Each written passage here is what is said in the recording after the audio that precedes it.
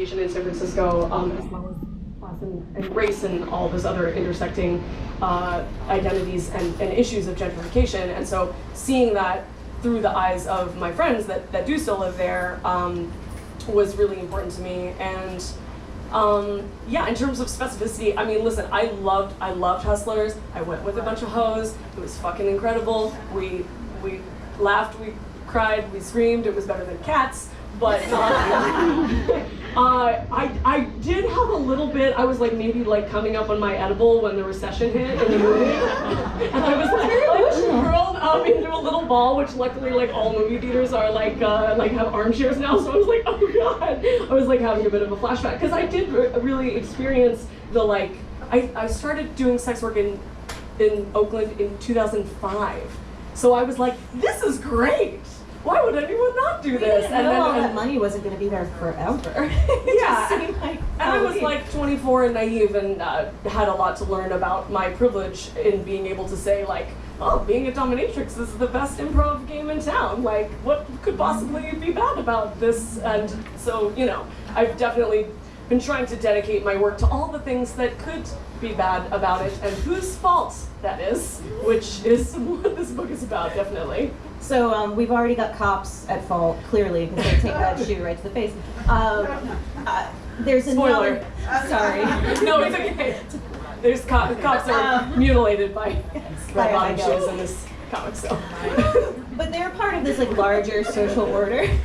Yes, that's true. That is like a very overt. That I made up. Oh, really? The idea of cops being very part of a larger. I had no idea. Social order. I know police can be used to like, you know, fiction. You just enforce make gender up. conformity, and Yes, it's amazing. Yeah. Talk about this like alternate universe San Francisco where the forces of purity and gentrification have combined to make the city a living hell. Like I said, my background is in nonfiction and journalism, and you know, in all seriousness, I believe when we first announced the concept of safe sex, there was a lot of response, some of which was glib, and some of which was quite actually understandably angry about like, this is not a dystopia, this is real life. And I was like, I hear you. Trust me, that's the point, that's the idea. Like in my mind, the purpose of a dystopia, or my favorite kinds of dystopian fictions, are ones where the absurdity or the horror of society or institutions are tweaked like just a little bit so that the people who don't have to deal with that horror on a daily basis are like, oh God, that seems really awful. And we're like, yeah, motherfuckers, it's been this bad. It's already this bad. And then people are like, oh, I'm having so much empathy because of the power of storytelling and caring about these characters. And then hopefully then people are galvanized to stop being so complacent and look around them and change things. Who could tolerate living under such surveillance? Oh my gosh, I had no idea that the world was still like that.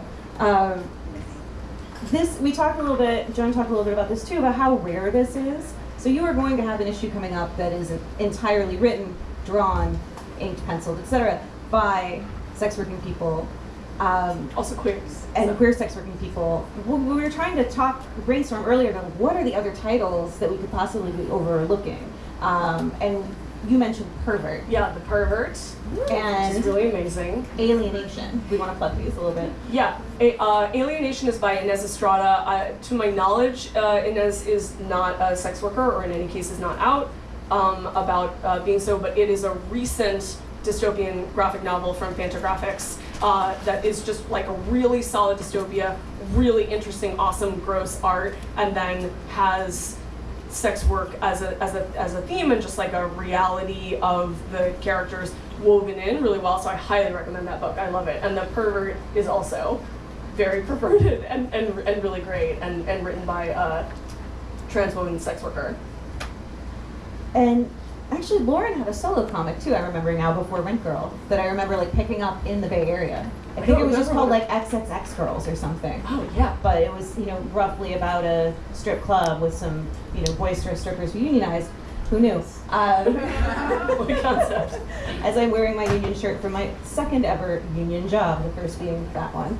Can you tell people what that job Oh, was? the lusty lady, which no Oh, yeah. longer exists because gentrification. Oh, in San Francisco. Yeah, every single fucking time I am up here, this is the third or fourth event that I've done not on my book, we end up talking about San Francisco and gentrification. So this is just, It's a problem. it's my world. Not even living there, I can't escape it. We alluded also earlier to this being very rare. We'll never see this again because you are in a second printing, and because comics are like that, but it's also cool. You have an alternate cover for the second printing. Yeah, so we sold out of the first printing before it even came out. Pre-order your comics. Which tells us what, Melissa?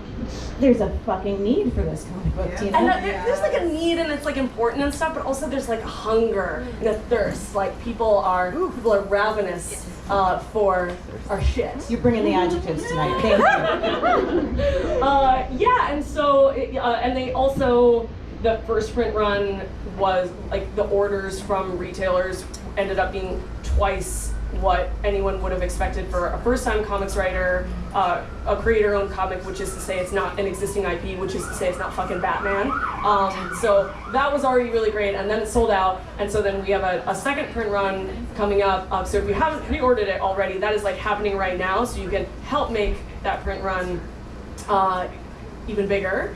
And yeah, because comics are like that, it's both like stressful rush, but also an exciting opportunity to be like, okay, so the second print run has to have a different cover. So I love this cover by Tula Lote, and I hope to have a poster of it in my life forever. But I'm also a really, oh, well, I should say first that this cover was made before the comic was even completely developed. So like none of the characters depicted in this cover on the left, which is on the cover of the comics that you have, are not actually characters in the book because I hadn't come up with them yet.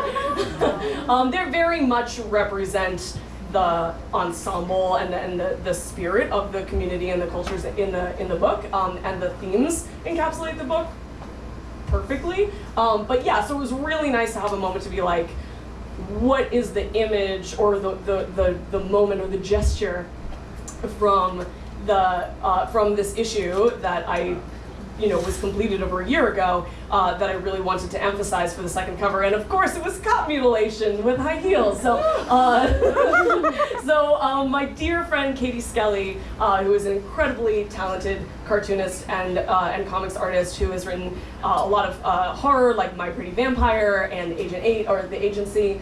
And Lauren McCubbin and I both suggested her, and I was like, Katie Skelly can do high heel fetish violence blindfolded, like absolutely. Which is a whole other like, get her on the phone, and we did, and it was Friday. It was last Friday, and so I called Katie Skelly, and she was at her day job, and she was like, I can't talk, but can you text? And I explained the situation to her, and then I was like, actually, I'll show you. I explained the situation to her, and she immediately sent back this GIF, which who knows what movie this GIF is from? None of you? Is it Porky's? No. Oh my God. I have no idea, but I thought it was John Hamm at first. Oh, it does kind of. Well, I would love to do that to John Hamm. Anyway, no, it is from a Dario Argento movie called Tenebrae. I don't speak Italian, but I think that's how you pronounce it. Great schlocky 70s Italian horror film. And Katie Skelly and I have talked about this scene before, because of course we have. And she immediately sent me this GIF, and I was like, yes, like that, but also like this very, this infamous, it's a Wonder Woman comic cover in which Batman appeared, and I was like, can we also have these like two, these like DC characters trampling each other? Because Batman's kind of a cop, right? And of course this image has like launched 1,000 boot trampling fetishes, maybe of some people in this room. Just to show you a little bit of the process of how I work. By the way, I am not a visual artist, and I am really not a visual person, but I'm like an obsessive cultural critic. So this is totally my like creative language, to be like, make it like this movie, but also this cover of this comic. And then I was actually at a leather party on Saturday, and she sent me a sketch. Skelly sent me a sketch, and the composition wasn't quite right. And so my friends were like, "Here, I'll lie down on the rug." And the other friend was like, "I'm already wearing these stilettos," and I took a picture and sent it to her. And then she made this by Sunday night. It takes a whole fucking village. It really does. So when you get the second printing, it's inside, it's gonna be the same, but on the outside, it's gonna be totally different. So if you wanna also pre-order that'll be available in October, when you can also get issue 2, which you're gonna be wondering what is happening in the story when you reach the cliffhanger at the end of this one, because that's how sequential art works. It involves Ocean Beach. Is that Ocean Beach? Yes, it does. Okay, spoiler alert. And I do have some previews of some other art as well. Ocean Beach is like a geographic, whatever. Okay. Well, no, I'm arguing that I haven't spoiled anything for you. I'm so sorry. No, it's not a spoiler. Actually, it's in the end of this comic as well. Well, that's a spoiler. Anyway, there are several San Francisco locations that I, again, sent to my artists as reference, and I was like, can you base this building on the Armory? Can you base this building on the Sutra Baths? So I kind of imagined what if punks were squatting in the Sutra Baths and rebuilding it as an actual bathhouse. So. And the Armory, which used to house a gigantic porn business, is now maybe as vacant as the Sutra Baths? Oh, which were these old I mean, vacant in the sense that there's Chemical Brothers New Year's Eve shows. Oh my God. It's a certain and I kind, think it's a WeWork now.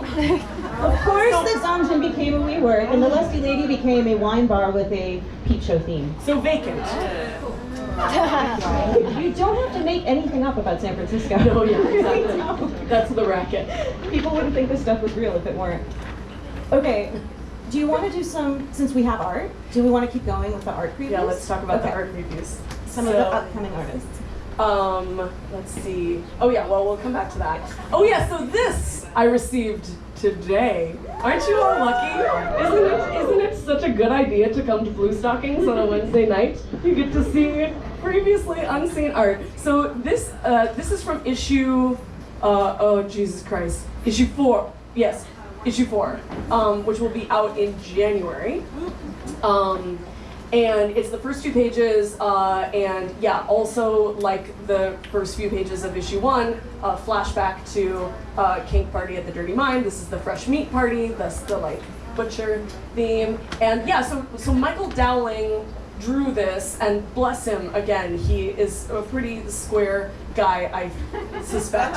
So his Google image search history will never be the same, and I definitely have a whole Dropbox that's not safe for work, Mike. Hey, these reference images I'm sending you, not safe for work. Anyway, and he was very kind to draw them really, really well. And yeah, so he did the pencils and the inks for this, and then Jen Hickman, who was gonna start doing the pencils and the inks with issue 5, colored these, and so they just sent them to me today. And next up we have some not yet colored. These will be colored. So this is from issue 3. This is pop-out issue. Yes, this is so this is the pop-in issue in TV where there's a bottle episode where either things you see things from a different character's perspective, or it just narrows in on something instead of moving forward propulsively with the action. Yeah, so Alejandro Gutierrez drew these. Yeah, this is a tour of the new Dirty Mind at the Sutra Baths. It will be eventually colored, but yeah, I mean, what's to even say about this? There's still computers in this world, so. Yes, there are still computers, but they're hacking them, because they're, rebels. And some things never change. Yeah. So she is so fucking funny. I was This is great. I know. I was like, can we have a blow bang in the sauna? And it was actually really nice with Alejandra because I could be like, there's a blow bang in the sauna, and she was like, I got it. And then I was like, oh, and this will be kind of like a bathhouse and some people relaxing, but then some people fucking. And then she drew this person with a fucking scuba mask. It's really so beautiful working with artists because sometimes you can, I can be a bit controlling, especially since I'm new. Yeah, I know. A freak. of control. But you know, and I'm new to writing comics, and the content of this comic is so personal to me. I mean, maybe if somebody hires me to write Batman, I'll be like, yeah, whatever. He like jumps off a building. But The end. the end. That's the end. No more. No more. You killed Batman. Continuity. No more Batman continuity. And yeah, but it is so amazing to work with somebody who you know you have a cultural affinity with, and I've never met her, but just from her art, I like knew that she was going to have that sensibility, and she's so fucking funny. So it's nice to let go of control a little bit when you have an artist you can trust. And oh yeah, this was like a crowning achievement for me. I can't wait until we get cosplayed, but in the meantime, we got memed, yeah, I cried when we got memed. I hope we get memed some more. They're really good too. If we'd gotten like mediocre memed, I would have still been excited, but these were like accurate. Oh yeah, and this is like the back matter of the book. That's Lucy's sweet. I am too much adrenaline. That is Lucy's sweet kill over there, who graciously allowed us to use that super fetishy picture of her. And your playlist? Oh yes, so you mentioned Sister Midnight. So I did something, I don't know what to say about it, except it's very me, which is that I made mixes for all of the issues of the comic. Each comic is 22 pages, and each mix is 22 songs, and each song corresponds to a page of the book. So nerdy. I know. And they're on Spotify. You can listen to them by searching TINAHORN on Spotify, and I'm also have been posting them on my Instagram, which is at Tina Horns Ass.